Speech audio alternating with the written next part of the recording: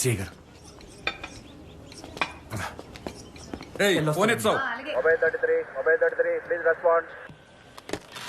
Mobile 33 answering. Station limit దగ్గర wait చేస్తాం. ఈ బై ఎలక్షన్లో రూలింగ్ పార్టీ ఓడిపోతే పార్టీ మొత్తం వీక్ అయిపోద్ది. వచ్చే జనరల్ ఎలక్షన్లో కూడా ఓడిపోయినట్లే. ఈ ఎలక్షన్ పార్టీకి రెఫరెండం. అందుకే మొత్తం ప్రభుత్వం అండ్ పార్టీ దిగిపోయింది. రూలింగ్ పార్టీకి వెళ్ళడం కష్టం సార్. ప్రభుత్వం పైన కూడా వ్యతిరేకత ఉంది. పైగా అపోజిషన్ చాలా స్ట్రాంగ్గా ఉంది. అందుకే కదా పార్టీలో నంబర్ 2ని రంగంలోకి దింపింది. ఆ హోమ్ మినిస్టర్ మాత్రం మామూలుడు కాదు, తలకాయలు మార్చే రకం.